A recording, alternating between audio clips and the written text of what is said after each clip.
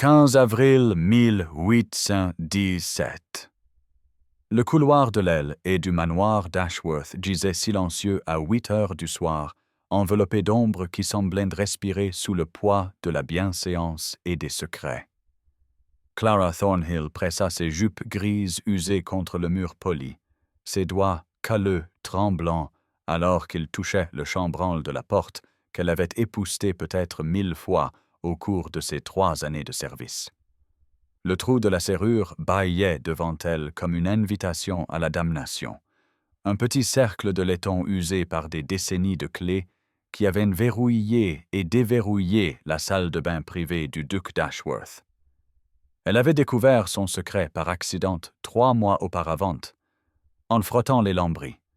avait remarqué comment le mécanisme s'était desserré avec l'âge, créant une fente juste assez large pour permettre un aperçu de la chambre de marbre au-delà.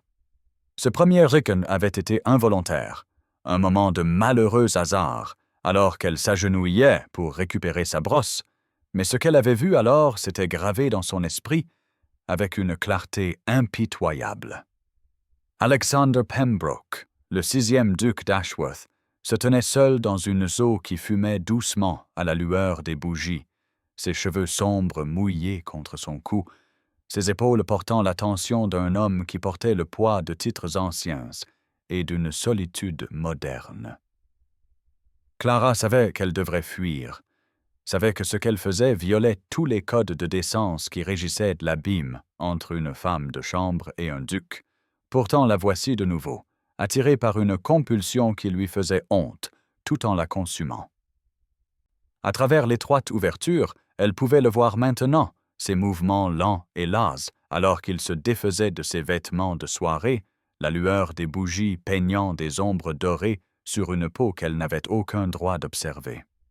L'odeur de savon à la lavande s'échappait par la fente, se mêlant à la chaleur humide qui émanait de la chambre, et Clara ferma les yeux contre la vague de désir qui menaçait de submerger le peu de bon sens qui lui restait.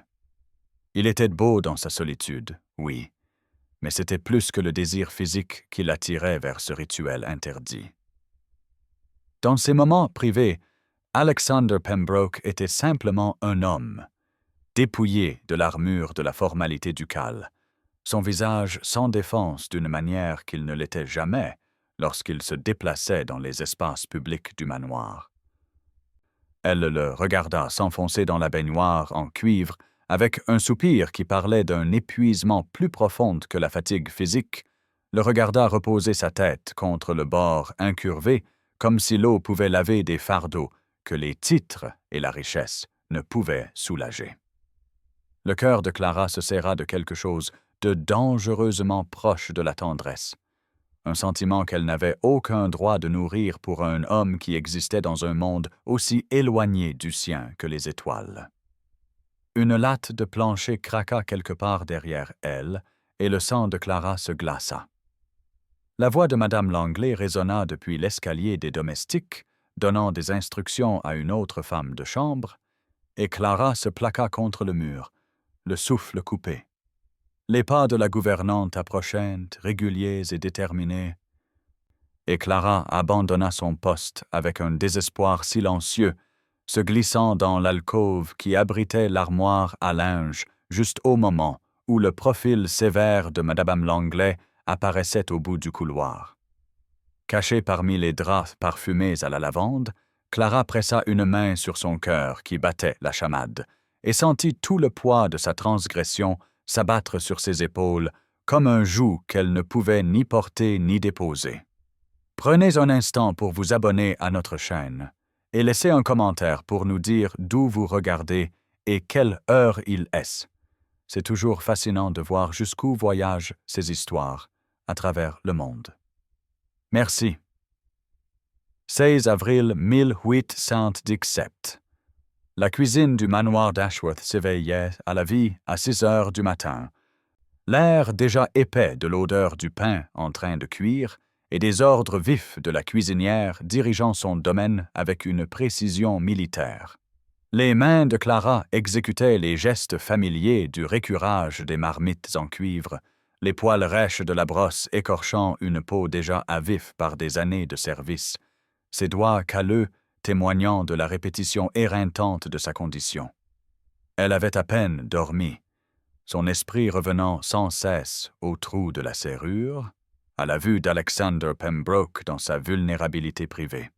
à la façon dont ses épaules avaient porté une lassitude si visible. La culpabilité pesait sur son estomac comme un aliment avarié, s'aigrissant d'une honte qui lui donnait envie de frotter sa propre peau aussi vigoureusement qu'elle attaquait les marmites. Mary Colburn travaillait à ses côtés à la table de lavage, son visage joyeux animé par les commérages qui soutenaient les domestiques dans leur labeur sans fin, et elle donna un petit coup de coude familier à Clara. « Tu es à des lieues ce matin », la taquina-t-elle, sa voix assez basse pour échapper à l'attention de la cuisinière. « Tu rêves peut-être d'un beau valet de pied. »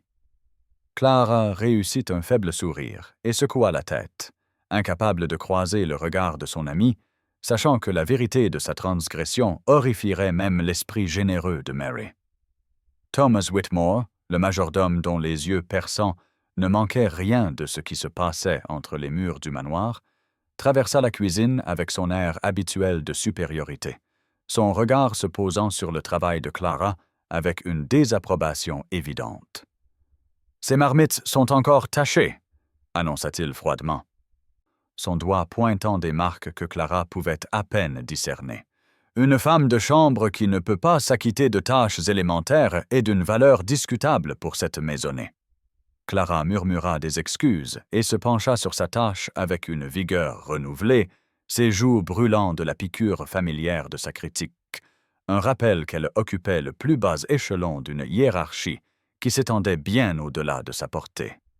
Par l'embrasure de la porte qui reliait la cuisine au hall principal, elle entrevit le duc lui-même passer avec son intendant, leurs têtes penchées ensemble pour discuter des affaires du domaine qui existait dans un royaume aussi étranger pour elle que des continents lointains. Alexander Pembroke se déplaçait avec la grâce inconsciente de quelqu'un qui n'avait jamais douté de son droit d'occuper l'espace. Son manteau sombre parfaitement taillé, son profil sérieux alors qu'il écoutait les rapports sur les locataires, les récoltes et les questions d'importance. Il ne jeta pas un regard vers la cuisine, n'accorda aucune attention à l'armée invisible de domestiques dont le labeur maintenait la façade gracieuse de son existence, et Clara sentit la douleur familière de sa propre insignifiance s'installer sur elle comme un lourd manteau. Elle n'était rien pour lui, moins que rien. Un fantôme qui se déplaçait dans sa maison, ne laissant aucune impression au-delà de planchers propres et d'argenterie polie. Madame Langley apparut dans l'embrasure de la porte avec son registre toujours présent, son visage sévère inspectant la cuisine avec l'œil exercé de celle qui avait maintenu l'ordre dans de grandes maisons pendant 30 ans. « Clara » appela-t-elle,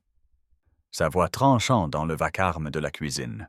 « Vous vous occuperez de l'aile est aujourd'hui. Les chambres nécessitent un nettoyage approfondi. » Le cœur de Clara sursauta contre ses côtes, ses mains s'immobilisant dans l'eau de lavage, alors que la tâche lui tombait dessus comme une sentence. L'aile est signifiait le couloir, signifiait la proximité de cette porte et de ce trou de serrure et de la terrible tentation à laquelle elle s'était promis de résister. Elle hocha la tête pour accepter, ne faisant pas confiance à sa voix, et sentit le regard curieux de Mary sur elle, alors que Madame Langley partait. La matinée s'étendait devant elle, avec le poids d'une épreuve impossible, et Clara sut avec une certitude maladive que sa résolution s'effritait déjà. 16 avril 1817. Le couloir de l'aile s'étendait devant Clara à 8 heures du soir comme un passage vers la tentation elle-même, le silence familier rompu seulement par le carillon lointain de la grande horloge du manoir marquant l'heure où Alexander Pembroke se retirait dans ses appartements privés. Elle s'était jurée tout au long de la longue journée qu'elle ne retournerait pas à cet endroit, avait répété ce vœu comme une prière en frottant les planchers, en polissant l'argenterie et en endurant les critiques acerbes de Thomas Whitmore. Pourtant ses pieds l'avaient porté ici avec l'inévitabilité de l'eau qui coule vers le bas. Le trou de la serrure attendait à sa place familière, ce petit cercle de laiton usé qui était devenu l'ouverture à travers laquelle toute son existence semblait se concentrer. Et Clara s'agenouilla devant lui. Les mains tremblantes pressées contre le chambranle comme pour chercher le pardon du bois lui-même. À travers la fente, elle pouvait déjà le voir dans la chambre de marbre, et quelque chose dans sa posture ce soir la frappa avec une force inattendue. Alexander Pembroke se déplaçait sans aucune de la grâce qu'elle avait observée auparavant, ses épaules portant un poids qui semblait courber sa colonne vertébrale, son visage marqué par des rides d'épuisement qui le vieillissaient au-delà de ses 32 ans. Il se défaisait de ses vêtements de soirée avec des mouvements mécaniques, laissant le tissu fin tomber sur le sol avec une négligence inhabituelle. Et quand il s'enfonça dans la baignoire en cuivre, le soupir qui lui échappa parlait d'une lassitude qu'aucune quantité d'eau chaude ne pouvait apaiser. Clara le regarda reposer sa tête contre le bord incurvé de la baignoire, les yeux fermés, et elle remarqua pour la première fois une cicatrice qui marquait son épaule gauche, une ligne pâle sur sa peau qui suggérait une blessure passée ou peut-être un accident d'enfance. Le détail semblait insupportablement intime, une petite imperfection qui le rendait en quelque sorte plus réel, moins la figure distante de l'autorité, et plus un homme qui avait vécu, souffert, et portait des marques sur son corps comme elle portait des callosités sur ses mains. Puis il parla à voix haute, sa voix basse mais assez claire pour traverser la fente, et le souffle de Clara se coupa dans sa gorge. « La solitude du commandement est un fardeau singulier, » dit-il à l'air vide, ses mots mesurés comme s'il s'adressait à un compagnon invisible. Mon frère le comprenait. Il le portait mieux que je ne le ferais jamais. Le cœur de Clara se contracta d'une douleur inattendue en entendant le chagrin sous les mots, la référence à un frère, au passé, suggérant une perte qui le marquait encore. Alexander ouvrit les yeux et fixa le plafond, l'eau dégoulinant de ses cheveux, et continua de parler comme si l'acte de verbaliser ses pensées apportait un petit soulagement. « Tout le monde veut quelque chose d'un duc, » dit-il doucement. « Son titre, sa richesse, son influence, son nom. Personne ne demande ce que l'homme sous la couronne pourrait avoir besoin, ressentir ou désirer dans les heures sombres où le masque devient trop lourd à porter. » Clara pressa sa main contre sa bouche pour étouffer le son qui menaçait de s'échapper,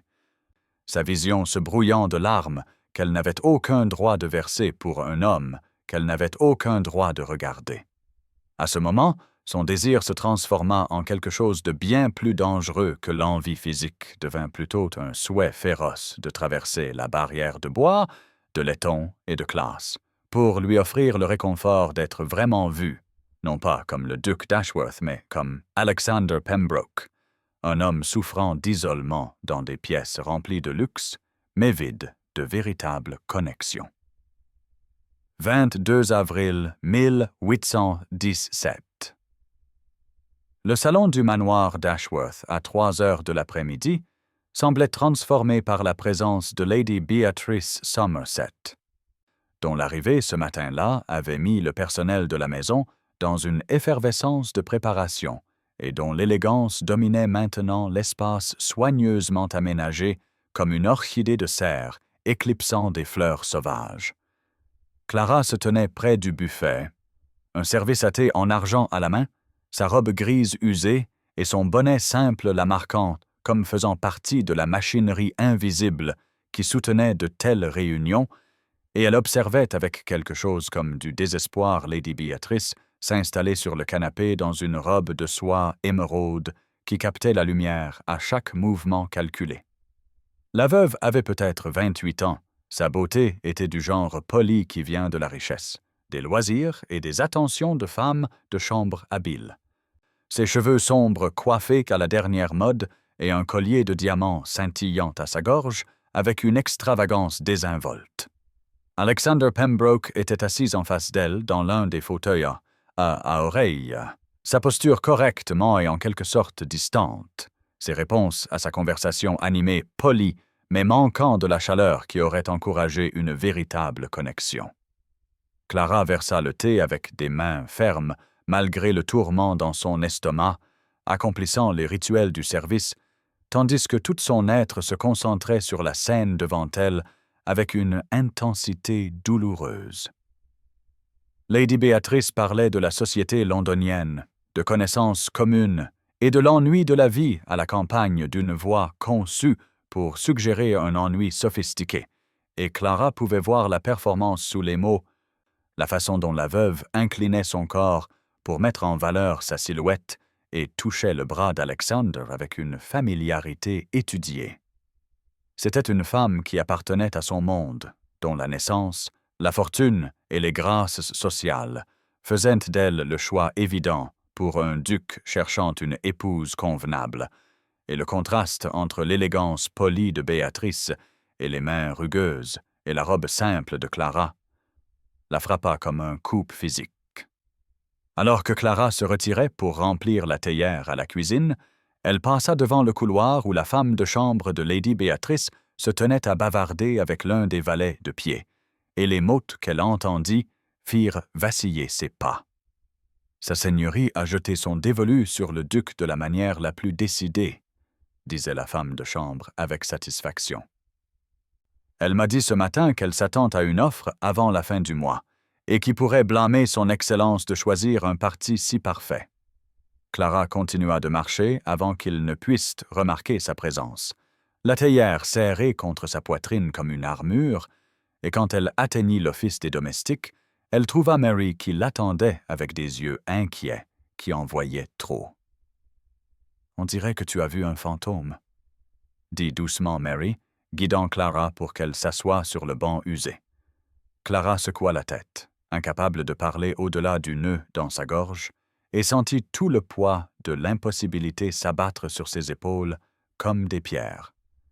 Quelle que soit la folle fantaisie qu'elle avait nourrie pendant ces mois au trou de la serrure, quelle que soit la connexion qu'elle avait imaginée avec un homme qui confiait sa solitude à l'air vide,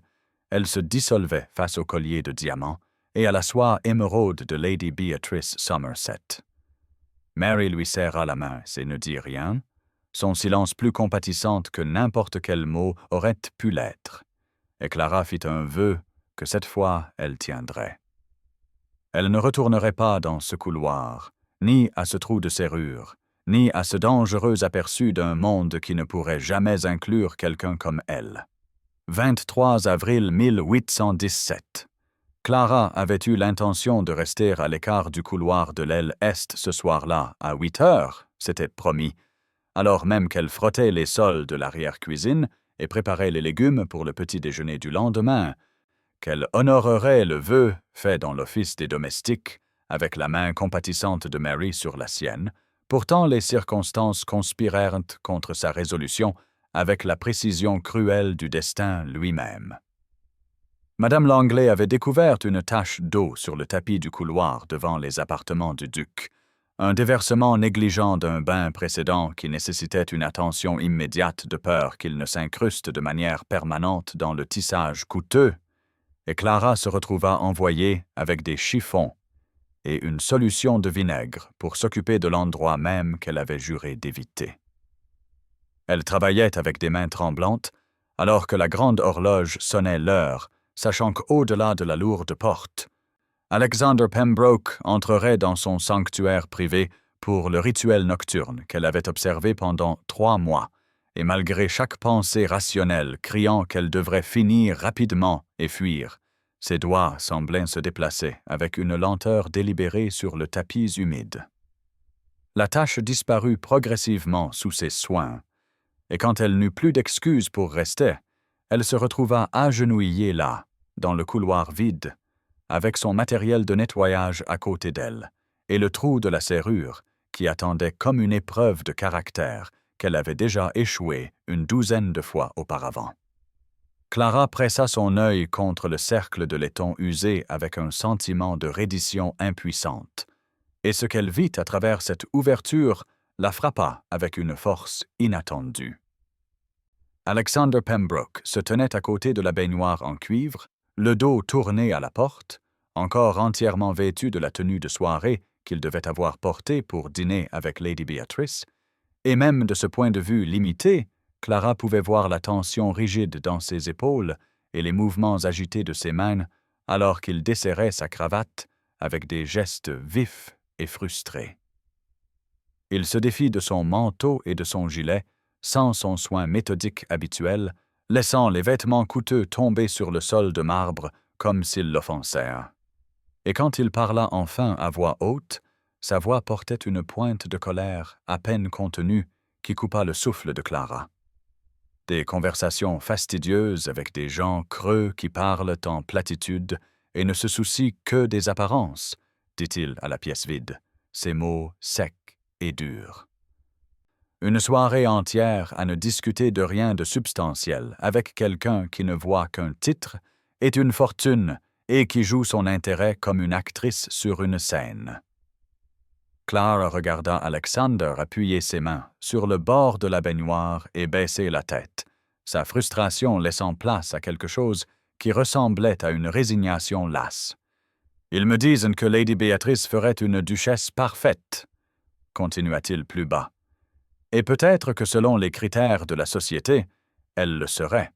Mais je me sens étouffé en sa présence comme j'étouffe dans chaque salon et salle de bal où les gens jouent leurs rôles assignés sans qu'un seul moment authentique ne passe entre eux. » Il se redressa et commença à enlever sa chemise, et Clara vit son visage de profil, les rides d'épuisement approfondies par la déception. « Mon frère disait que la cage de la noblesse ne devient supportable que si l'on trouve une personne qui voit au-delà des barreaux dorés, dit doucement Alexander. Et je commence à comprendre ce qu'il voulait dire, car j'échangerai tous les partis parfaits et fastidieux contre une seule conversation avec quelqu'un de vrai. » Clara se retira du trou de la serrure, des larmes coulant sur son visage, son cœur endolori d'un espoir qu'elle n'avait pas le droit de ressentir. La notion folle et impossible que peut-être, quelque part dans ce vaste manoir rempli de choix appropriés et de partis convenables, un homme étouffant derrière des barreaux dorés pourrait trouver l'authenticité dans les endroits les plus inattendus, bien qu'elle n'osât imaginer que cet endroit puisse inclure une femme de chambre aux mains calleuses, agenouillée dans un couloir avec une solution de vinaigre, s'imprégnant dans sa robe grise usée. 28 avril 1817. La bibliothèque du manoir d'Ashworth en milieu de matinée était un sanctuaire de cuir, de papier et de soleil printanier filtrant à travers de hautes fenêtres, et Clara Thornhill s'y déplaçait avec la révérence prudente qu'elle ressentait toujours dans cette pièce où la sagesse accumulée de générations s'alignait sur les murs en rangées ordonnées de reliures en maroquin estampés d'or.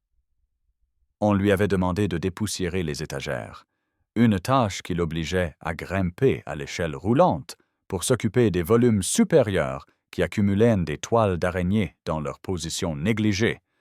et elle travaillait méthodiquement avec son chiffon tout en s'accordant le petit plaisir interdit de lire les titres sur les dos des livres en passant, ses lèvres formant des mots silencieux comme poésie, philosophie et voyage en terre lointaine.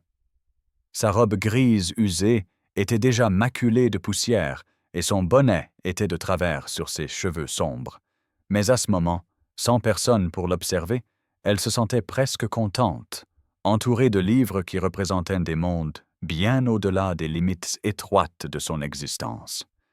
Elle était perchée sur l'échelle, examinant un volume de Wordsworth, lorsque la porte s'ouvrit sans avertissement, et tout le corps de Clara se raidit,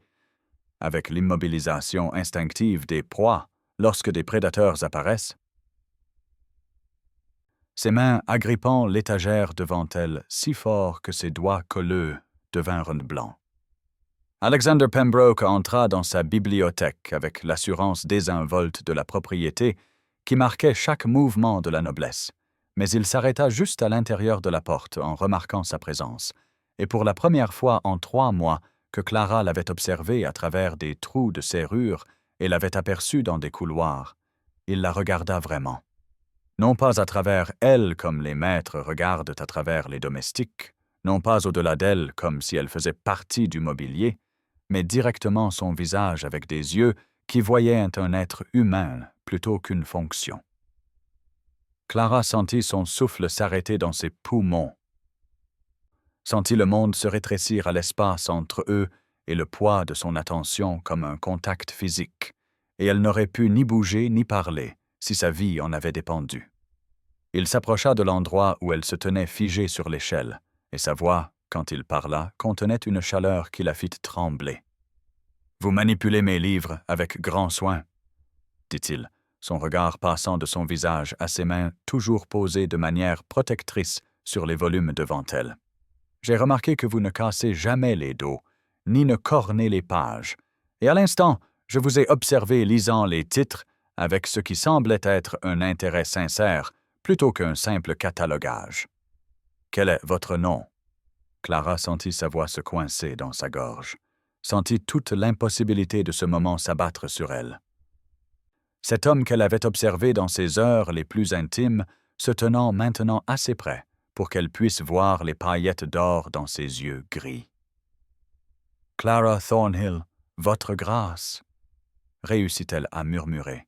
et elle détesta la façon dont sa voix tremblait en prononçant les mots. Il sourit légèrement, un adoucissement de ses traits qui transforma son expression habituellement sévère en quelque chose approchant la gentillesse. « Vous lisiez Wordsworth, Clara Thornhill, » observa-t-il, et il y avait de la curiosité dans son ton plutôt que de la censure. « Appréciez-vous la poésie? » Elle hocha la tête muettement, incapable de former des mots, et regarda son sourire s'approfondir avec ce qui ressemblait à un plaisir inattendu avant que la voix de Madame Langley depuis le couloir ne brise le moment comme du verre. Clara descendit pratiquement en courant de l'échelle et passa devant lui avec des excuses balbutiées, mais alors qu'elle se précipitait hors de la bibliothèque, le cœur battant et les mains tremblantes, elle sentit ses yeux suivre son départ, avec un intérêt qui changeait tout, et elle sut avec une terrible certitude que la barrière invisible entre leurs mondes venait de développer sa première fissure irréparable. 28 avril 1817. Clara s'était dit, en accomplissant ses tâches de l'après-midi, que la rencontre matinale dans la bibliothèque ne signifiait rien, que le duc d'Ashworth avait simplement été poli avec une servante qui se souciait de ses livres, mais alors même qu'elle frottait les sols, portait le linge et endurait l'examen suspicieux de Thomas Whitmore, qui semblait sentir une perturbation dans l'ordre de la maisonnée, elle sentait le souvenir électrique des yeux gris d'Alexander Pembroke rencontrant les siens avec une reconnaissance sincère plutôt que l'indifférence vide qu'elle avait connue toute sa vie. Quand le soir arriva et que la grande horloge sonna 8 heures, Clara se retrouva de nouveau dans le couloir de l'Elliott avec du matériel de nettoyage dont elle n'avait pas besoin et une conscience tremblante que tout avait changé de manière irréversible au cours des 10 heures écoulées depuis qu'il lui avait demandé son nom. Elle s'agenouilla devant le trou de la serrure, le cœur battant si violemment qu'elle craignait qu'il ne soit audible à travers la lourde porte.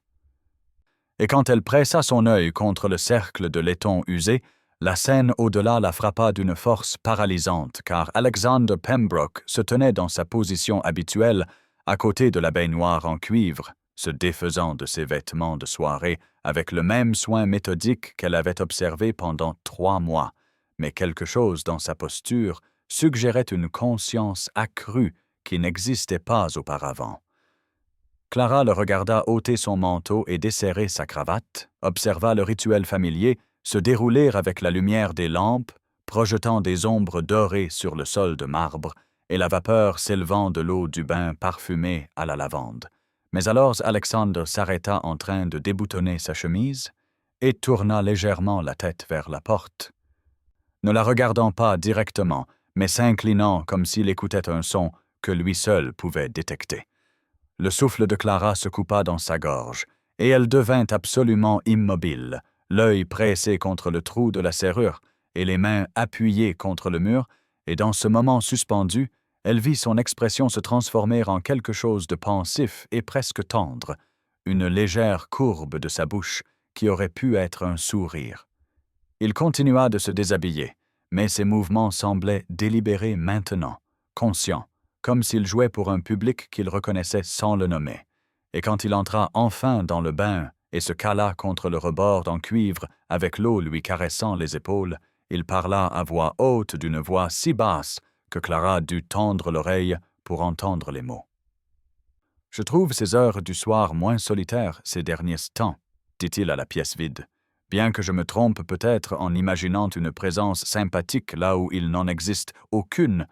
mais j'avoue que cette idée m'apporte un réconfort inattendu en ce qui a été une journée de découverte remarquable. »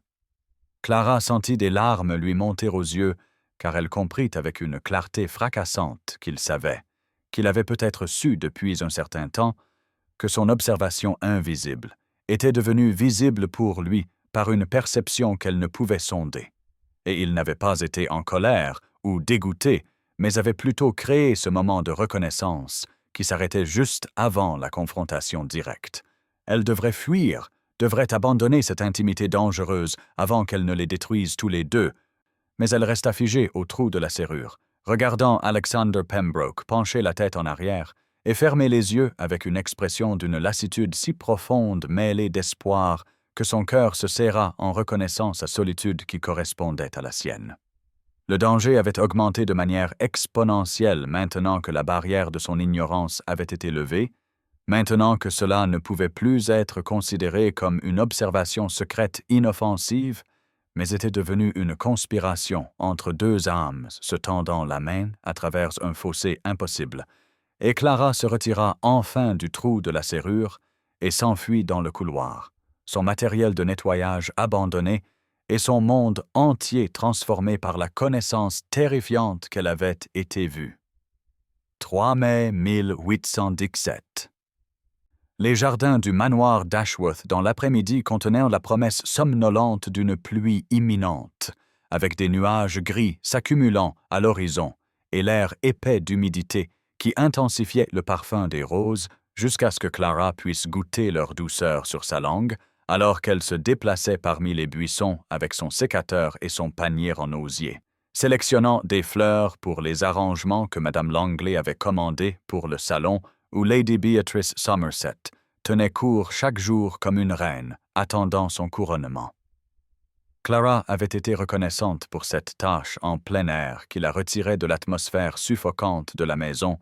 où chaque couloir semblait pulser du souvenir des yeux gris d'Alexander Pembroke, rencontrant les siens dans la bibliothèque 5 jours plus tôt, où chaque moment portait la charge électrique d'une rencontre potentielle, et elle travaillait méthodiquement parmi les roses en se disant que la distance et le devoir restaureraient en l'ordre approprié dans son cœur désordonné, tout en sachant que c'était un mensonge. Elle examinait une fleur jaune particulièrement belle quand sa voix s'éleva derrière elle, avec une chaleur qui raidit tout son corps de conscience. « Ce sont les préférés de ma mère, » dit doucement Alexander, et Clara se retourna pour le trouver debout à moins de 10 pieds de distance, son manteau déboutonné et ses cheveux sombres, légèrement ébouriffés par le vent qui se levait, ne ressemblant en rien à un duc et en tout à un homme cherchant refuge contre les contraintes de sa position.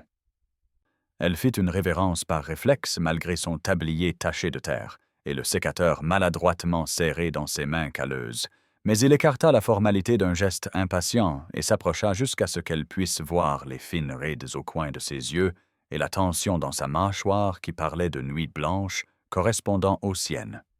« Aimez-vous travailler avec les fleurs, Clara ?» demanda-t-il, utilisant son prénom avec une intimité qui la ravissait et la terrifiait à la fois. « Ou est-ce que simplement une autre tâche assignée sans égard pour vos préférences ?» Elle retrouva sa voix avec effort et répondit honnêtement qu'elle aimait les jardins, que les choses qui poussent représentaient l'espoir et la beauté émergeant des ténèbres, et elle regarda son expression se transformer en quelque chose de presque affamé.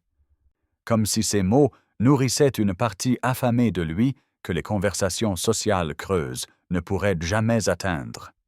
Il se mit alors à parler de la beauté dans les endroits inattendus, de la façon dont la société ne valorisait que les jardins formels cultivés tout en méprisant les roses sauvages qui poussaient le long des chemins de campagne, et Clara comprit qu'il ne parlait plus de fleurs, mais de quelque chose de bien plus dangereux, un territoire métaphorique où une femme de chambre pourrait représenter l'authenticité dans un monde de performance. Les premières gouttes de pluie commencèrent à tomber, alors qu'il l'interrogeait sur sa vie avant le service, sur sa famille, ses espoirs et les livres qu'elle souhaiterait pouvoir lire. Et Clara répondit avec une honnêteté prudente, tandis que le tonnerre grondait plus près. Puis Alexander retira son manteau et le lui tendit alors que la pluie s'intensifiait, une offre qu'elle refusa avec une fermeté silencieuse, car l'accepter serait vu, rapporté et utilisé comme une arme contre eux par des yeux qu'elle pouvait sentir l'observer depuis les fenêtres de la maison. Il respecta son refus sans argument, mais son regard s'attarda sur son visage, avec une intensité qui lui coupa le souffle. Puis la voix de Madame Langley trancha la pluie, rappelant Clara à ses devoirs, avec une pointe de suspicion qui durcit l'expression d'Alexander en une autorité ducale, alors qu'il informait la gouvernante qu'il avait retenu Clara avec des questions sur la culture du jardin et qu'elle ne devait pas être blâmée pour le retard. Son ton ne souffrant aucune contradiction, même si les yeux perçants de la femme plus âgée se déplaçaient entre eux avec un calcul qui promettait des conséquences futures. 5 mai 1817. Clara s'était jurée tout au long des 2 jours écoulés depuis la rencontre sous la pluie dans le jardin qu'elle ne retournerait pas dans le couloir de l'aile est, ne s'agenouillerait pas devant le trou de serrure en laiton usé qui était devenu à la fois son réconfort et son tourment, mais alors que le soir tombait et que la maisonnée s'installait dans ses rythmes familiers, elle sentit ses pieds la porter à travers les passages arbres avec une compulsion qui l'emportait sur la raison, la honte et toute considération pratique que son cœur désespéré pouvait invoquer. Elle ne portait aucun matériel de nettoyage ce soir, car le prétexte était devenu impossible, et quand elle atteignit la lourde porte à 7h30, elle s'agenouilla sur des jambes tremblantes et pressa son œil contre le trou de la serrure avec la terrible reconnaissance qu'elle avait dépassé la simple observation pour entrer dans quelque chose de bien plus dangereux, quelque chose qui ressemblait moins à une surveillance secrète qu'à une prière exaucée. La scène au-delà du trou de la serrure la saisit par sa beauté familière, la baignoire en cuivre remplie d'eau fumante qui captait la lumière des lampes en ondulation dorée, le sol de marbre reflétant des ombres vacillantes, l'odeur de lavande flottant à travers l'étroite ouverture, et Alexander Pembroke debout à côté du bain.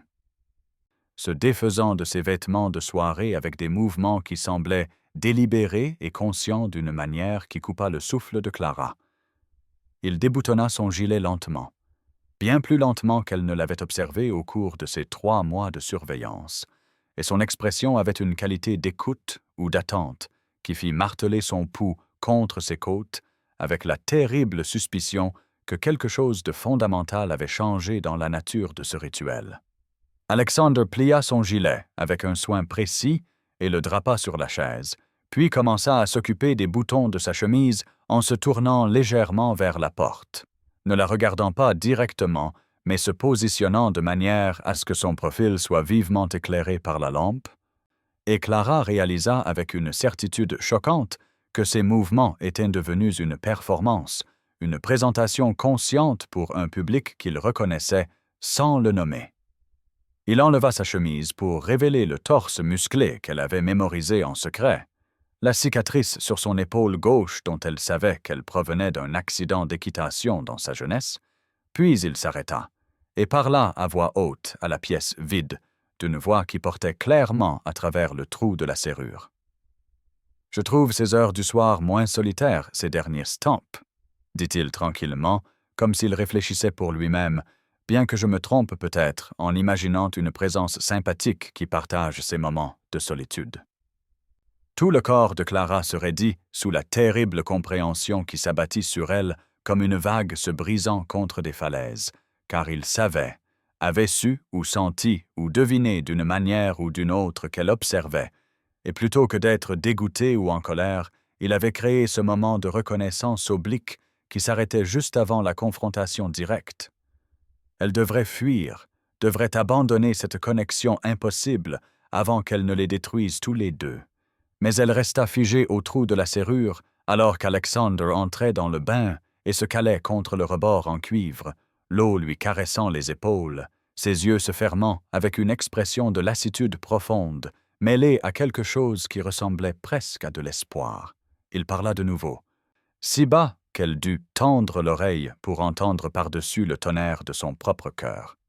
J'avoue que j'espère que celui ou celle qui partage ces interludes tranquilles comprend que la connexion entre les âmes transcende les conventions arbitraires de la position et de la bienséance, dit-il, sa voix portant à la fois invitation et désir, et que certaines présences apportent du réconfort plutôt que de l'intrusion, même lorsqu'elles restent invisibles. Clara sentit des larmes glisser sur ses joues en comprenant le cadeau qu'il lui offrait, cette reconnaissance qui transformait son observation de secrets honteux en conspiration partagée, cette permission de continuer ce qu'elle ne semblait pas pouvoir arrêter. Et à ce moment-là, la barrière entre l'observé et l'observateur se dissolvit en quelque chose de nouveau et de terrifiant. Une reconnaissance mutuelle qui les attirait tous deux vers une confrontation inévitable à laquelle aucun ne pourrait échapper. 6 mai 1817.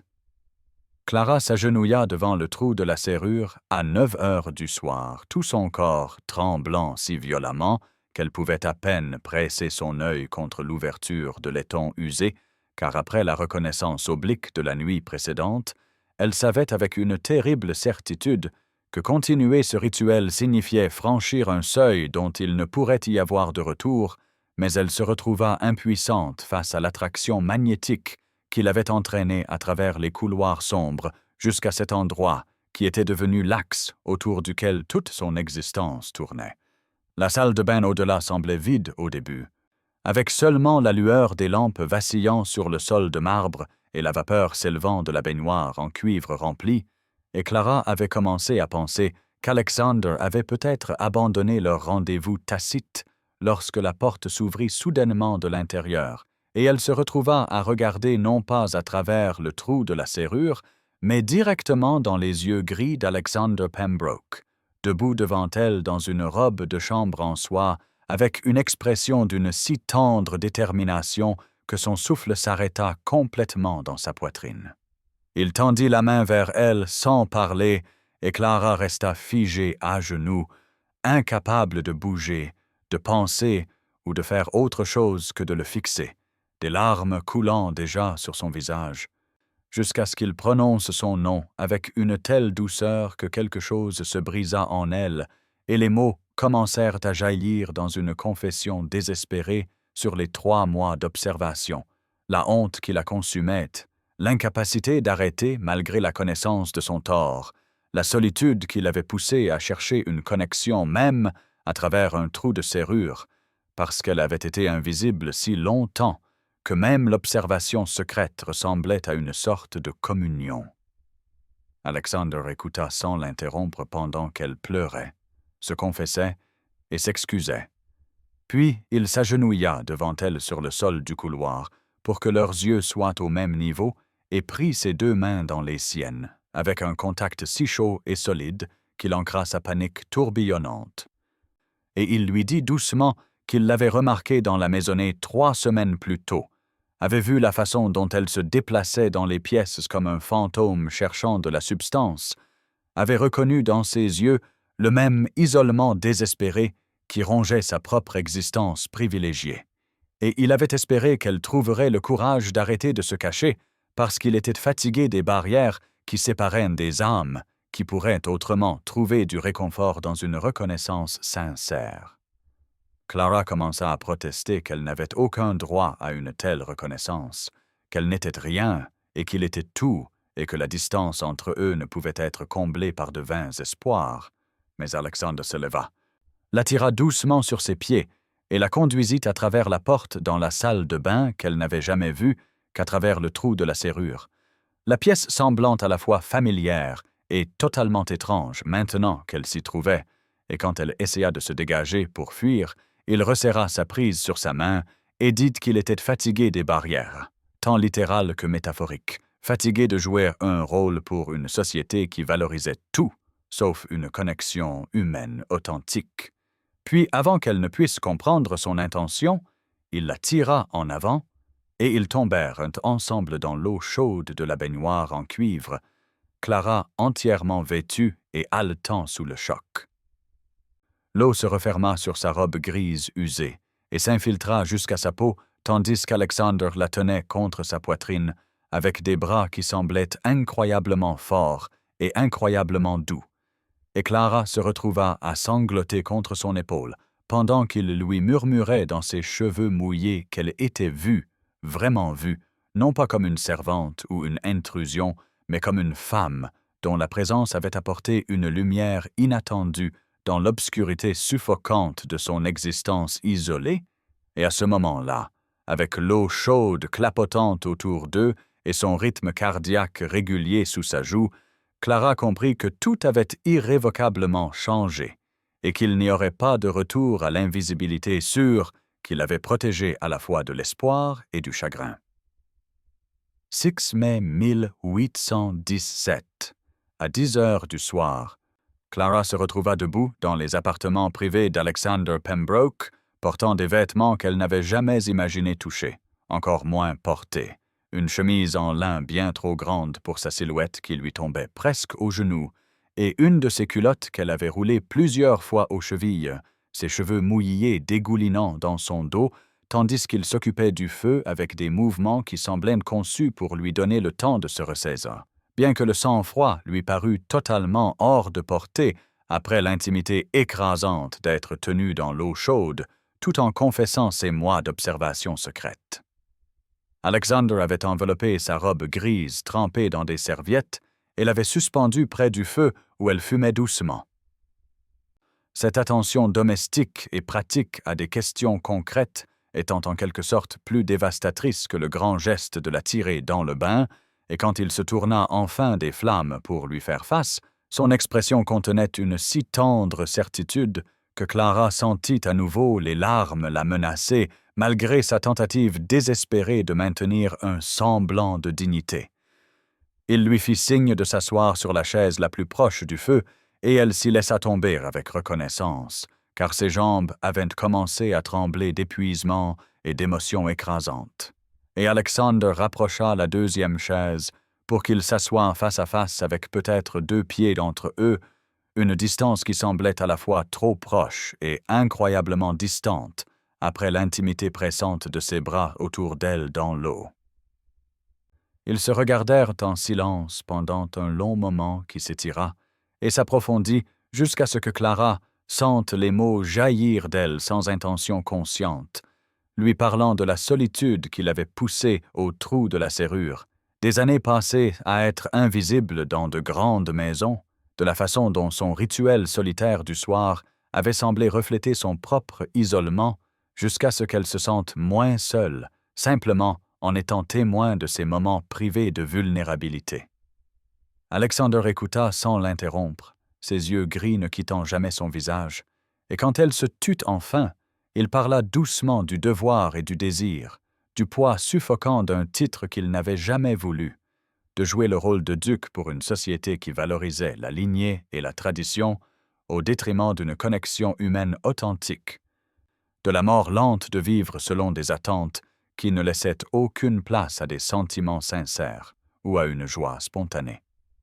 Il avoua qu'il étouffait sous les obligations et les rituels sociaux vides jusqu'à ce qu'il la remarque 3 semaines plus tôt, se déplaçant dans sa maisonnée comme un fantôme en quête de substance. Et quelque chose dans sa présence prudente et invisible avait éveillé une faim désespérée de réalité plutôt que de performance.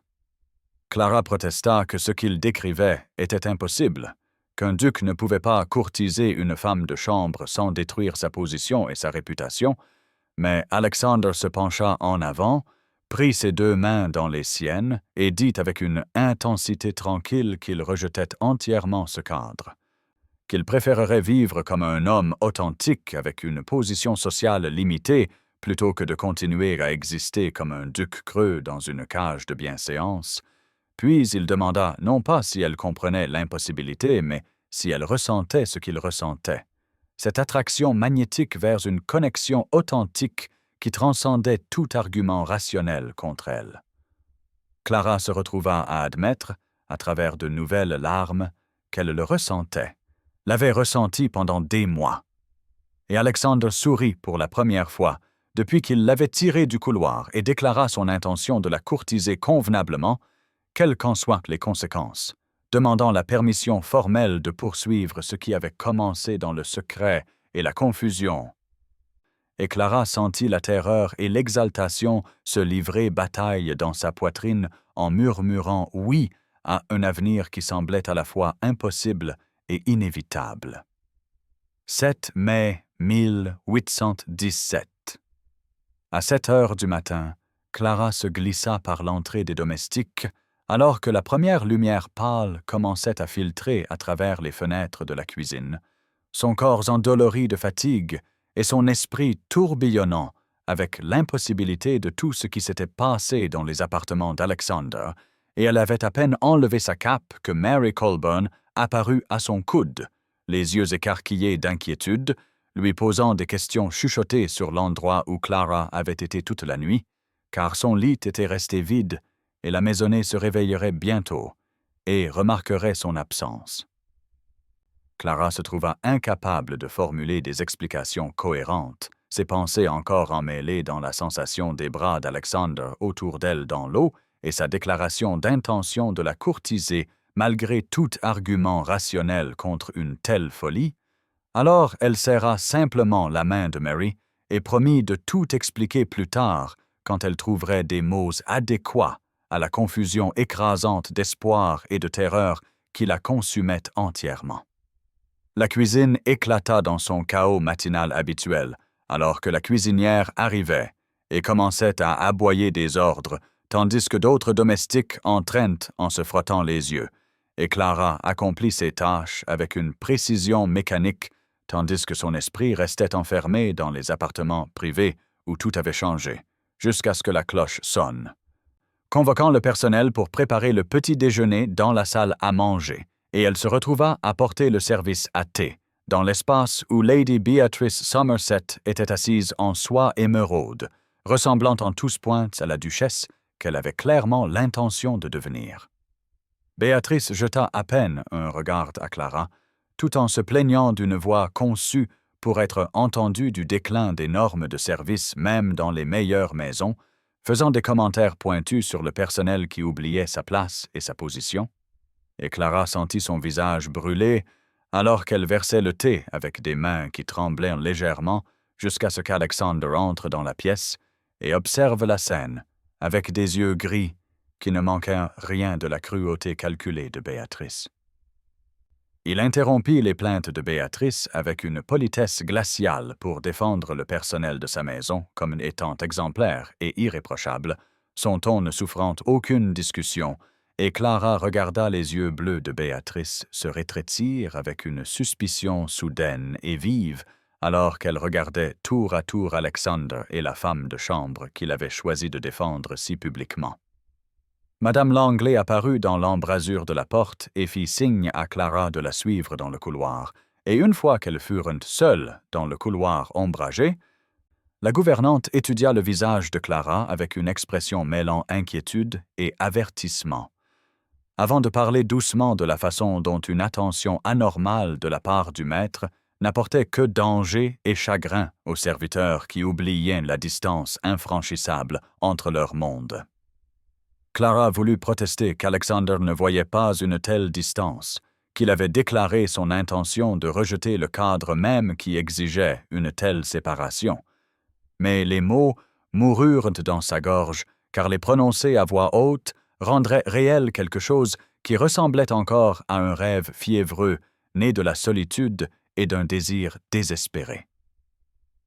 La matinée se poursuivit avec Clara hyper consciente des yeux qui l'observaient de tous les coins. Thomas Whitmore, le majordome, observant ses mouvements avec une suspicion non dissimulée. D'autres domestiques chuchotant derrière leurs mains, et elle avait commencé à se sentir étouffée par cet examen minutieux lorsqu'une agitation à l'entrée principale annonça l'arrivée de Lord George Carstairs, l'ami d'université d'Alexandre, dont les opinions politiques libérales et les manières aisées l'avaient rendu quelque peu scandaleux dans les cercles sociaux rigides. Clara n'entreaperçut Carstairs que lorsqu'Alexandre le salua chaleureusement dans le hall d'entrée, mais quelque chose dans le visage ouvert et amical du visiteur et la façon dont les épaules d'Alexander se détendirent légèrement en sa présence suggérait que peut-être tout le monde dans le monde du duc ne condamnerait pas ce qui avait commencé en secret la nuit précédente. Et Clara s'accrocha à ce petit espoir, même si la peur lui murmurait que la conscience changeante de la maisonnée détruirait tout avant que cela ne puisse vraiment commencer. 10 mai 1817. À 4 heures de l'après-midi, Lady Beatrice Somerset était assise dans le salon du manoir d'Ashworth, orchestrant ce qu'elle considérait clairement comme son triomphe, ayant envoyé des invitations aux familles de la noblesse locale pour une réunion impromptue où elle se positionnait au centre de la pièce en soie bleu pâle, assortie à ses yeux calculateurs, tenant la cour comme si elle était déjà la maîtresse du domaine, tandis qu'Alexander se tenait près des fenêtres, avec un inconfort visible crispant les coins de sa bouche. Clara se déplaçait parmi les invités assemblés, portant des plateaux de thé et de gâteaux délicats, sa robe grise la rendant invisible aux yeux des dames et messieurs finement vêtus qui parlaient autour d'elle comme si elle n'était qu'un meuble, et elle sentait le poids de chaque conversation chuchotée qui suivait ses mouvements dans l'espace bondé où la tension était aussi épaisse que de la fumée. Béatrice s'était brillamment positionnée, discutant des futures améliorations du manoir et des événements sociaux prévus à Londres avec une assurance qui fit hocher la tête approbatrice à plusieurs invités, et Clara regarda la mâchoire d'Alexander se contracter chaque fois que Béatrice utilisait le mot « nous » pour décrire des décisions qu'elle n'avait aucun droit de prendre. L'après-midi s'écoula avec une lenteur exquise jusqu'à ce que Clara s'approche de la chaise de Béatrice pour remplir sa tasse de thé, et, d'une manière ou d'une autre, dans un mouvement trop rapide et délibéré pour être vraiment accidentel, Béatrice bougea et renversa toute la tasse de liquide sombre sur le devant de la robe de Clara, tout en poussant un cri de consternation exagéré. La pièce se tut, tandis que Béatrice commençait immédiatement à s'excuser d'une voix conçue pour être entendue, tout en suggérant simultanément que la femme de chambre maladroite lui avait heurté le bras, que les normes de service avaient chuté de manière choquante, que peut-être le personnel nécessitait une meilleure supervision, et Clara resta figée, le thé chaud s'imprégnant dans son corsage, tandis que la honte lui brûlait les joues et que tous les yeux de la pièce se fixaient sur son moment d'humiliation. Alexander traversa l'espace en 3 longues enjambées, et sa voix trancha le silence avec une fureur froide, alors qu'il déclarait que la faute incombait entièrement à l'invité qui avait bougé négligemment, que son personnel était irréprochable, que Mademoiselle Thornhill en particulier faisait preuve d'une grâce et d'une compétence qui faisaient honte à beaucoup de ceux d'une naissance prétendument supérieure, et l'utilisation de son nom de famille plutôt que de sa simple position envoya une onde de choc à travers l'assemblée, comme une pierre jetée dans une eau calme. Le visage de Béatrice devint blanc puis rouge, alors que des chuchotements éclataient dans la pièce, les invités se penchant les uns vers les autres derrière des éventails levés et des mains gantées. Et Clara réalisa, avec une horreur grandissante, que la défense d'Alexander avait été trop passionnée, trop personnelle, que l'utilisation de son nom la désignait comme quelqu'un qu'il remarquait d'une manière qui transcendait la distance appropriée entre maître et serviteur. Elle s'enfuit vers les cuisines où Mary la trouva tremblante et lui révéla en chuchotement urgent que Béatrice répandait depuis des jours des rumeurs sur le duc montrant une attention inappropriée à une certaine femme de chambre, que les quartiers des domestiques bourdonnaient de spéculations, que l'absence nocturne de Clara avait été notée et discutée, et Clara sentit les murs se refermer sur elle en comprenant que sa simple présence dans la vie d'Alexander devenait l'arme que ses ennemis utiliseraient pour le détruire. Lord Carstairs apparut à la porte et demanda un entretien privé avec Alexander, et à travers la fente de la porte de la cuisine, Clara regarda les deux hommes parler à voix basse et urgente, jusqu'à ce que Carstairs tape sur l'épaule d'Alexander avec une expression de soutien qui suggérait qu'il venait de lui prêter allégeance, quel que soit le choix scandaleux que son ami avait l'intention de faire. 11 mai 1817. À minuit, Clara Thornhill s'agenouilla sur le sol froid de la petite chambre qu'elle partageait avec Mary Colburn et plia ses 3 robes usées dans un baluchon en tissu avec des mains qui tremblaient si violemment qu'elle pouvait à peine accomplir cette tâche simple. Son cœur se brisant à chaque article qu'elle plaçait à l'intérieur, car elle comprenait avec une clarté terrible que sa présence continue au manoir d'Ashworth détruirait l'homme qu'elle aimait plus sûrement que n'importe quel ennemi ne pourrait le faire par malice ou par dessein. Elle avait écrit une brève note de son écriture maladroite, expliquant qu'elle ne pouvait pas être l'arme utilisée contre lui, que sa réputation et sa position contiennent plus que son désir désespéré, que l'aimer signifiait le protéger, même d'elle-même. Et elle laissa ce papier plié sur son oreiller, où Mary le trouverait le matin, et comprendrait peut-être pourquoi Clara s'était évanouie, comme la brume matinale dissipée par le soleil. La maison était silencieuse autour d'elle, alors qu'elle se glissait à travers les couloirs ombragés vers l'entrée de la cuisine. Portant ses maigres affaires et vêtue de sa cape la moins élimée, et les espaces familiers semblaient observer son départ avec la triste connaissance que certaines histoires ne pouvaient survivre aux mathématiques cruelles de la classe et des attentes, peu importe l'authenticité du sentiment qui les animait. Le jardin s'étendait devant elle sous un clair de lune argenté, alors qu'elle se glissait par la porte de la cuisine et suivait le chemin de gravier vers le portail du domaine, chaque pas l'éloignant davantage du bref et impossible bonheur qu'elle avait goûté dans les bras d'Alexander, quand il la tenait dans l'eau chaude et lui murmurait qu'elle était vue, et des larmes coulaient sur son visage pendant qu'elle marchait, car partir ressemblait à s'arracher le cœur. Mais rester détruirait son avenir, et elle l'aimait trop pour permettre cette ruine.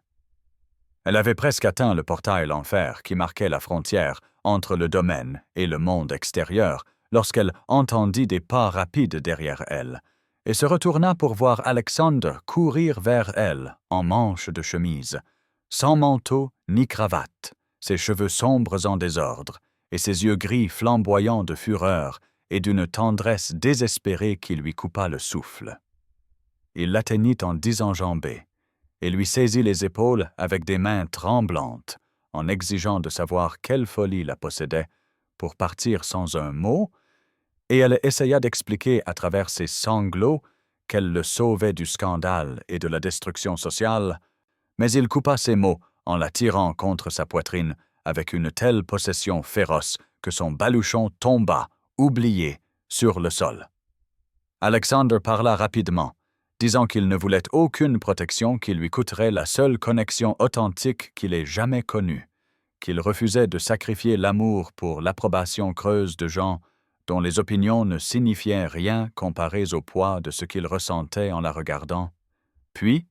au clair de lune près du portail du domaine, il lui demanda de l'épouser, sans bague à offrir, mais seulement avec la certitude absolue dans sa voix qui rendait la demande plus contraignante que n'importe quelle cérémonie formelle. Clara protesta qu'il était fou de tout jeter pour une femme de chambre qui n'apportait rien d'autre que son cœur meurtri et ses mains calleuses. Mais Alexander insista avec une passion qui perçait sa retenue habituelle, qu'il était enfin sain d'esprit après des années à étouffer sous des attentes qui avaient presque tué les meilleures parties de lui, et il la supplia de ne pas prendre de décision basée sur la peur, alors que le courage les avait menés si loin contre toute attente. 11 mai 1817. À 2 heures du matin, Alexander Pembroke ramena Clara Thornhill à travers le jardin éclairé par la lune vers le manoir d'Ashworth, sa main fermement serrée dans la sienne, comme s'il craignait qu'elle ne puisse s'évanouir comme de la fumée s'il relâchait sa prise, et ils entrèrent par la même porte de cuisine qu'elle avait utilisée pour sa tentative de fuite. Mais maintenant, tout était transformé, car elle franchissait le seuil non pas comme une servante en fuite, mais comme la femme que le duc d'Ashworth venait de demander en mariage, avec des mots qui résonnaient encore dans son esprit d'une beauté impossible. Il l'amena dans son bureau privé où un feu brûlait doucement dans l'âtre et l'odeur familière de cuir et de parchemin les enveloppa comme une étreinte, et ses mains tremblaient visiblement alors qu'il versait du brandy dans 2 verres en cristal qui captaient la lumière du feu et projetaient des ombres ambrées sur le bureau en acajou jonché de correspondances du domaine qui représentait le poids de la responsabilité qu'il portait à chaque instant de chaque jour. Clara se tenait figée près de la porte, protestant encore d'une voix qui tremblait d'espoir et de terreur que cette folie le détruirait, que la société n'accepterait jamais une femme de chambre comme duchesse, que sa famille et ses pairs se retourneraient contre lui avec une certitude vicieuse.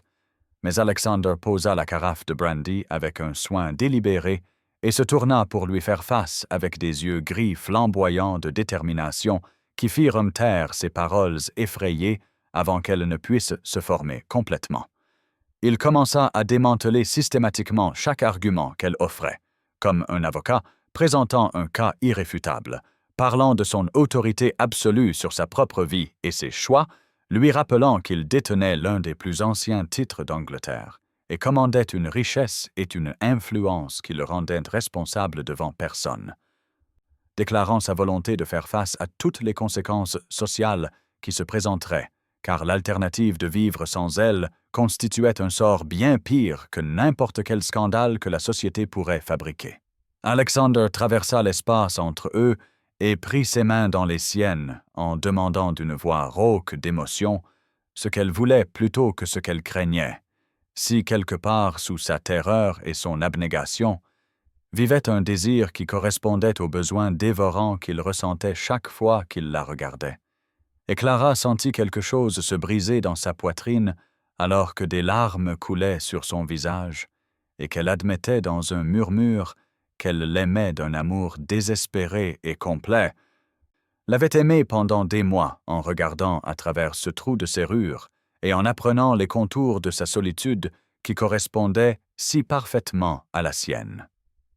Il l'attira contre lui et l'embrassa alors avec une tendresse qui se transforma en une possession féroce, sa bouche réclamant la sienne tandis que ses mains s'emmêlaient dans ses cheveux défaits. Et Clara lui rendit son baiser avec tout le désir qu'elle avait réprimé pendant ces longues nuits d'observation secrète, où elle avait cru que le toucher n'existait que dans le domaine des rêves impossibles, que les femmes comme elle n'avaient pas le droit de nourrir. Quand ils se séparèrent enfin, tous deux respirant fort, il promit avec une certitude absolue qu'il arrangerait les choses, qu'il avait déjà commencé à élaborer une stratégie pour présenter leur union de manière à minimiser la résistance, et il révéla son intention d'annoncer leurs fiançailles au bal prévu dans 4 jours, où la société locale se rassemblerait et serait témoin de sa revendication publique sur elle, ce qui rendrait toute retraite impossible pour l'un comme pour l'autre. Alexander se dirigea vers son bureau et prit une petite boîte en velours qu'il ouvrit pour révéler une bague sertie de saphirs et de diamants qui avait appartenu à sa mère, et il expliqua qu'elle devrait la porter cachée jusqu'à l'annonce, mais qu'il voulait qu'elle porte cette preuve physique de son engagement contre sa peau. Alors Clara le laissa glisser le métal froid sur une chaîne en argent et l'attachait autour de son cou, où la bague se posa entre ses seins sous sa robe simple, comme une flamme secrète brûlant contre son cœur. 15 mai 1817, à 7 heures du soir, Clara Thornhill se tenait dans une chambre d'amis au manoir d'Ashworth, vêtue d'une robe de soie bleu pâle que Lord George Carstairs avait obtenue de sa jeune sœur avec une discrétion remarquable, le tissu murmurant contre sa peau comme une langue étrangère qu'elle commençait à peine à comprendre, tandis que Mary Colburn attachait les minuscules boutons de perles le long de son dos avec des doigts tremblants et lui murmurait des encouragements qui ne calmaient guère la terreur qui agitait l'estomac de Clara alors qu'elles se préparaient à descendre dans la salle de bal, où Alexander déclarerait leur fiançailles devant la noblesse locale assemblée qui la jugerait avec une précision impitoyable. La bague en saphir qui avait appartenu à la mère d'Alexander reposait maintenant sur sa main gauche plutôt que d'être cachée sous son corsage. Son poids à la fois réconfortant et terrifiant alors qu'elle la touchait compulsivement pendant que Mary arrangeait ses cheveux sombres dans une coiffure simple qui reconnaissait le manque de sophistication de Clara, tout en le transformant en une élégance austère qui convenait à ses traits fins et à ses yeux gris qui avaient passé des mois à observer Alexander à travers un trou de serrure avant qu'il ne la tire dans l'eau chaude et la tienne pendant qu'elle pleurait. Les sons du bal montaient à travers le plancher, tandis que les musiciens accordaient leurs instruments et que les invités arrivaient dans des calèches qui crissaient sur le gravier, leurs rires et leurs conversations créant un mur de bruit qui représentait tout ce que Clara n'avait jamais été autorisée à toucher pendant ses 25 ans de service invisible. Et elle lutta contre l'envie désespérée de fuir vers les quartiers des domestiques, où au moins elle comprenait les règles qui gouvernaient son existence. Alexander avait fait savoir 1 heure plus tôt qu'il la rencontrerait en haut du grand escalier à 7 heures précises et l'escorterait jusqu'à la salle de bal à la vue de tous, et Clara descendit de l'aile des invités sur des jambes chancelantes pour le trouver attendant en tenue de soirée formelle, ses cheveux sombres soigneusement arrangés et ses yeux gris flamboyants de détermination et d'amour qui la stabilisèrent lorsqu'elle prit son bras offert avec des doigts qui tremblaient malgré tous ses efforts pour garder son calme. La salle de bal flamboyait sous la lumière des bougies de 3 lustres en cristal qui transformaient l'espace en quelque chose de magique et de dangereux. Le parquet poli reflétant l'illumination dorée, tandis que les invités en soie et en bijoux se tournaient comme un seul homme pour regarder le duc d'Ashworth entrer avec une femme de chambre à son bras, vêtue de parures empruntées et de la bague de sa mère, et Clara sentit le poids de leur choc collectif comme un coup physique qui lui coupa presque le souffle. Lady Beatrice Somerset se tenait près de la table des rafraîchissements en soie émeraude, assortie à ses yeux furieux, son beau visage tordu de rage et d'humiliation. Alors qu'elle regardait Alexander conduire Clara directement au centre de la piste, où il leva la main pour demander le silence, et annonça d'une voix qui porta jusqu'aux 4 coins de la pièce qu'il avait l'honneur de présenter sa fiancée, Mademoiselle Clara Thornhill, qui avait capturé son cœur avec son esprit authentique et sa grâce peu commune. La réponse vint par vagues, commençant par des halètements qui parcoururent les invités assemblés, suivis de chuchotements urgents et d'exclamations choquées alors que les gens digéraient la déclaration impossible, et Béatrice se déplaça avec un calcul délibéré pour rassembler plusieurs familles importantes qui suivirent son exemple en se dirigeant vers la sortie avec des expressions de bienséance outragées qui déclaraient leur refus de tolérer un tel scandale. Alexander resta impassible face à l'exode et recommença à parler de la façon dont il avait passé des années à étouffer sous des attentes qui valorisaient les lignées et la fortune au détriment d'une connexion humaine authentique. Comment il refusait de s'excuser d'avoir choisi l'amour plutôt que la tradition creuse. Comment il espérait que ceux qui se souciaient vraiment de lui trouveraient le courage de soutenir une union basée sur le respect mutuel et des sentiments sincères plutôt que sur les calculs mercenaires qui gouvernaient la plupart des mariages aristocratiques. Lord Carstairs commença à applaudir avec des claquements lents et délibérés qui résonnèrent dans la salle de bal à moitié vide et fut rejoint progressivement par sa femme et plusieurs couples plus jeunes qui semblaient émus par la défense passionnée d'Alexander, tandis qu'au fond de la pièce, Clara aperçut des domestiques rassemblés dans les embrasures des portes, des larmes coulant sur leurs visages, et Madame Harriet Langley offrant le plus petit signe d'approbation qui signifiait en quelque sorte plus que toute l'acceptation aristocratique en Angleterre. 20 mai 1817. À 10 heures du matin, Clara Thornhill était assise dans une chambre d'amis qu'Alexander avait transformée en ses appartements privés, des pièces dans lesquelles, 5 jours plus tôt, elle n'aurait pu entrer que pour nettoyer, mais qui lui appartenaient désormais avec leurs papiers peints en soie crème et leurs meubles en acajou qui brillaient de cire d'abeille appliquée par d'autres domestiques qui la regardaient avec des expressions allant de l'admiration émerveillée au ressentiment amer, selon leurs caractères individuels et leur compréhension de ce que son élévation signifiait pour eux tous. Une tutrice nommée Mademoiselle Margaret Fairfax était perchée sur le canapé en face de Clara, tentant de lui enseigner la posture et les compétences de conversation requises pour une duchesse, démontrant comment tenir une tasse de thé avec la délicatesse appropriée, et discutant de la hiérarchie complexe des visites sociales et des cartes de visite qui régissaient la vie aristocratique, mais l'attention de Clara dérivait constamment vers la fenêtre où la lumière du soleil printanier illuminait des jardins qu'elle avait autrefois entretenus comme un travail invisible et où elle se promènerait désormais en tant que maîtresse du domaine, dans une transformation si complète qu'elle avait l'impression d'habiter la peau de quelqu'un d'autre. Alexander avait engagé Mademoiselle Fairfax ainsi qu'une modiste française nommée Madame Leclerc. Arrivée la veille avec des malles pleines de tissus et de gravures de mode, mesurant Clara avec une efficacité vive, tout en expliquant qu'une duchesse avait besoin de garde-robe pour le matin, l'après-midi, le soir et les occasions formelles, ce qui prendrait des semaines à compléter,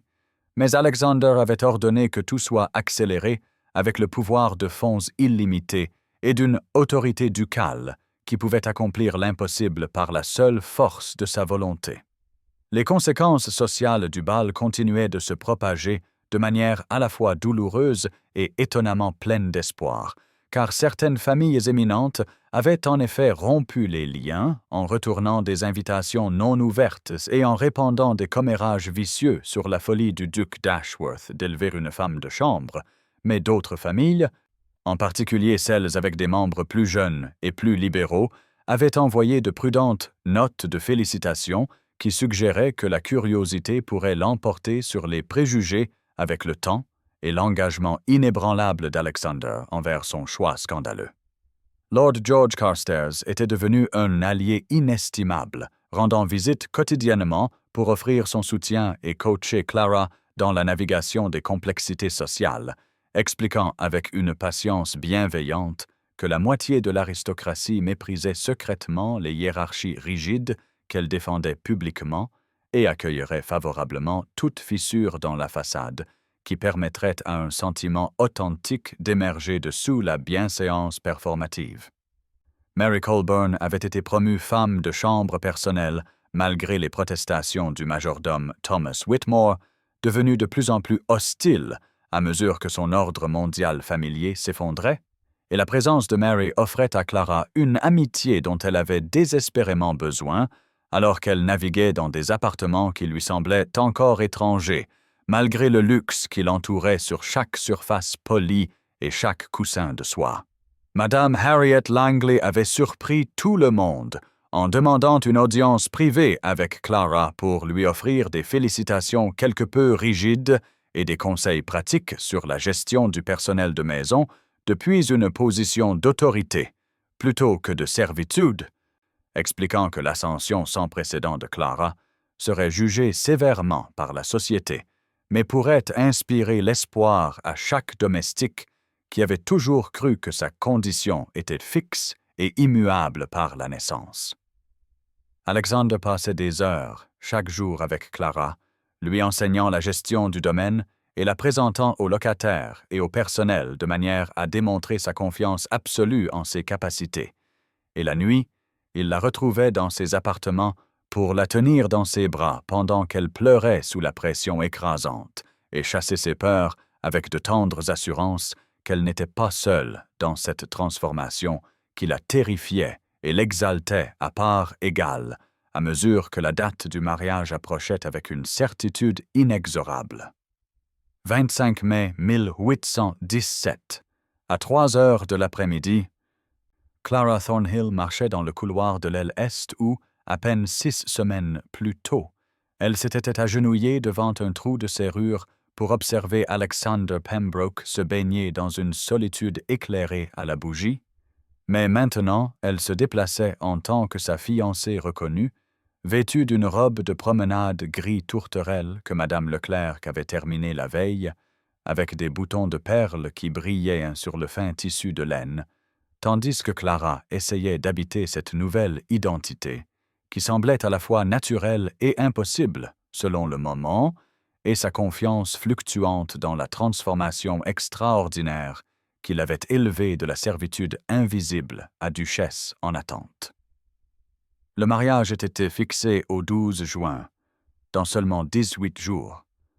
et Alexander avait insisté pour une cérémonie complète à l'église du village plutôt qu'une affaire privée et discrète, car il refusait de traiter leur union comme quelque chose de honteux à cacher au regard, bien que sa détermination à célébrer publiquement signifiait endurer les regards et les chuchotements des villageois qui n'avaient jamais remarqué Clara pendant ses 7 années de service au manoir, mais qui observaient maintenant chacun de ses mouvements avec fascination ou désapprobation, selon leur capacité individuelle à accepter une mobilité sociale impossible.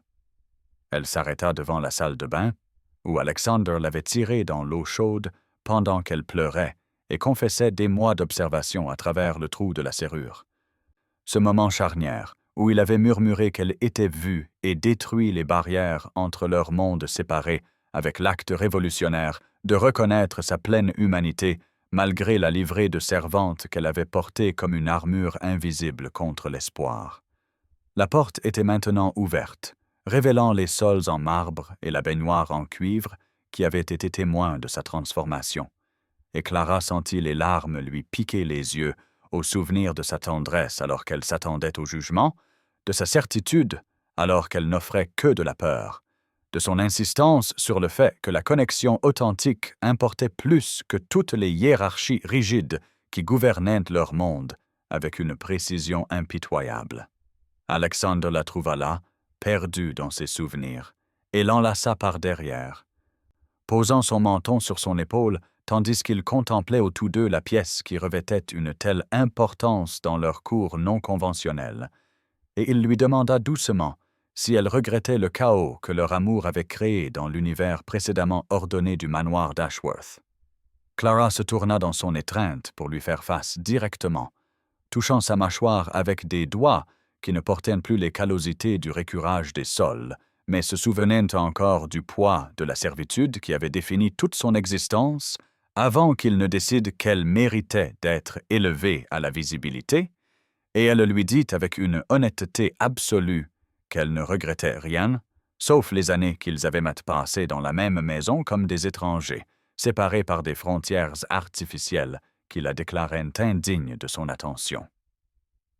Il l'embrassa alors avec la passion qui la surprenait encore malgré leur intimité grandissante, ses mains berçant son visage tandis qu'elle s'agrippait à ses épaules et sentait la réalité solide de sa présence l'ancrer contre le tourbillon désorientant du changement qui menaçait de submerger sa fragile confiance en son droit d'occuper une place à ses côtés en tant que partenaire égal, plutôt que comme une main-d'œuvre invisible.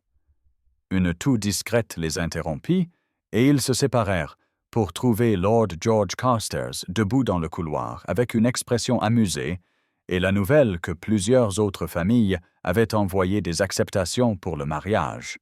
y compris le comte de Langdon, connu pour ses opinions politiques progressistes et dont la présence conférerait une légitimité considérable à l'union scandaleuse que la société était encore en train de digérer, avec des réactions mitigées allant de l'indignation à une approbation prudente. 10 juin 1817. À 11 heures du matin, à seulement 2 jours du mariage, Clara Thornhill se tenait dans la chapelle privée du manoir d'Ashworth pendant que le Reverend Edmund Blake dirigeait la dernière répétition de la cérémonie qui la lierait à Alexander Pembroke par un mariage défiant toutes les conventions sociales, régissant leur monde stratifié. Le vieux clergyman avait initialement résisté à l'idée de célébrer l'office, jusqu'à ce qu'Alexander fasse un don substantiel à l'église du village et parle avec passion de l'hypocrisie des enseignements chrétiens qui prêchaient l'égalité devant Dieu, tout en maintenant des hiérarchies terrestres rigides qui déclaraient certaines âmes plus précieuses que d'autres sur la seule base des hasardus de la naissance. Mary Colburn était assise au premier rang, vêtue d'une nouvelle robe bleue que Clara avait commandée pour elle, car Mary serait témoin aux côtés de Lord George Carstairs, le petit groupe de mariage reflétant la décision d'Alexander de garder la cérémonie intime plutôt que de soumettre Clara à l'examen d'un grand rassemblement rempli d'aristocrates qui ne viendraient que pour juger et bavarder sur le décalage scandaleux entre un duc et une ancienne femme de chambre. Lady Beatrice Somerset avait quitté le manoir d'Ashworth le lendemain du bal, dans une fureur de fierté blessée et de déclarations venimeuses sur la folie d'Alexander, et la rumeur suggérait qu'elle était retournée dans la société londonienne pour répandre des histoires destinées à nuire à sa réputation. Bien qu'Alexander semblât totalement indifférent à ses efforts malveillants pour empoisonner l'opinion contre lui parmi des familles dont il n'avait jamais apprécié l'approbation, même lorsqu'il évoluait dans leur monde en tant que célibataire éligible répondant à leurs attentes. Les 3 dernières semaines avaient été un tourbillon de préparation et d'ajustement, alors que Clara apprenait à naviguer dans sa nouvelle position avec l'aide de mademoiselle Margaret Fairfax, dont les leçons d'étiquette se transformèrent progressivement d'une instruction formelle en une véritable amitié, lorsque la tutrice reconnut l'intelligence vive et la dignité naturelle de Clara, qu'aucune quantité de beaux vêtements ne pourrait créer si le caractère sous-jacent manquait de substance digne d'être cultivée. Madame Leclerc avait achevé une garde-robe entière, y compris la robe de mariée qui était suspendue dans les appartements de Clara. Une création de soie ivoire et de dentelle délicate qui semblait incroyablement luxueuse contre une peau qui se souvenait encore de la texture rugueuse des uniformes de domestiques et de la douleur du labeur qui avait défini son existence pendant 7 ans, avant qu'Alexander ne décide qu'elle méritait la visibilité. Madame Harriet Langley était devenue une source de soutien inattendue, offrant des conseils pratiques sur la gestion de la maison et confessant en privé qu'elle était entrée en service à 14 ans et avait passé 40 ans à gravir les échelons jusqu'à devenir gouvernante, de sorte que l'élévation sans précédent de Clara ressemblait à une justification pour chaque domestique à qui l'on avait dit que sa valeur était fixe et immuable, indépendamment de ses capacités ou de son caractère. Thomas Whitmore restait froidement désapprobateur, mais avait été contraint d'accepter le nouvel ordre ou de chercher un emploi ailleurs, et plusieurs autres membres du personnel qui ne pouvaient en se résoudre à servir une ancienne paire avaient en effet quitté le domaine pour être remplacés par de nouveaux domestiques soigneusement sélectionnés pour leur ouverture d'esprit et leur loyauté envers Alexander, plutôt que pour leur adhésion rigide aux hiérarchies traditionnelles. Alexander regarda Clara répéter ses vœux avec une expression d'une tendresse si profonde qu'elle sentit les larmes la menacer malgré sa détermination à garder son sang-froid pendant la répétition. Et lorsque le révérend Blake leur demanda de s'entraîner au baiser qui scellerait leur union, Alexander la serra contre lui et lui murmura contre les lèvres que dans 2 jours, elle serait sa duchesse et qu'il passerait le reste de sa vie à s'assurer qu'elle ne regretterait jamais le courage qu'il avait fallu pour croire qu'un amour impossible pouvait devenir une réalité tangible.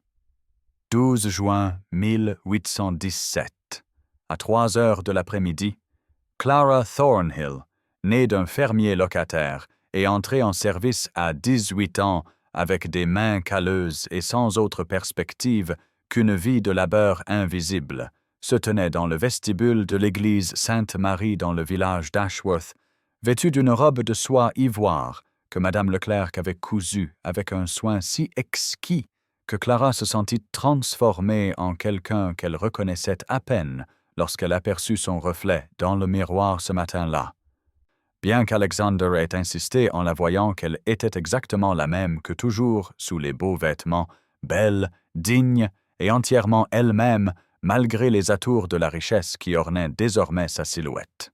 Mary Colburn se tenait à ses côtés, tenant un bouquet de roses blanches du jardin du manoir, où Clara s'était autrefois agenouillée dans la terre, pour couper des fleurs pour des arrangements dont elle n'aurait jamais été autorisée à profiter. Et les yeux de Mary brillaient de larmes de joie, car elle avait été témoin de tout le voyage impossible, de l'observation par le trou de la serrure, jusqu'à ce moment où Clara descendrait l'allée pour épouser un duc qui avait regardé au-delà de toutes les barrières sociales, pour voir la femme cachée sous la livrée de servante et des années d'invisibilité forcée.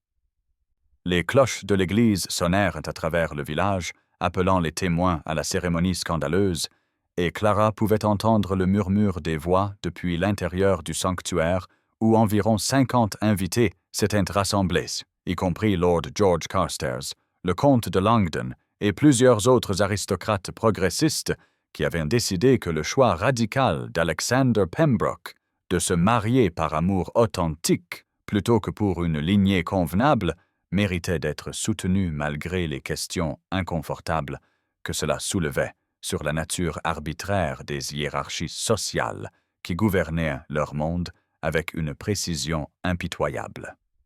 Madame Harriet Langley apparut dans le vestibule, vêtue de sa meilleure robe noire, avec une broche en camée à la gorge. Et elle s'approcha de Clara avec une expression mêlant approbation et émotion, alors qu'elle ajustait le délicat voile de dentelle qui encadrait le visage de Clara, et murmurait qu'en 40 ans de service, elle n'avait jamais rien vu d'aussi courageux ni d'aussi juste que ce qui allait se produire dans cette Église qui prêchait l'égalité devant Dieu, tandis que sa congrégation pratiquait une stratification terrestre rigide. La musique de l'orgue commença à enfler avec les premières notes de l'hymne processionnel,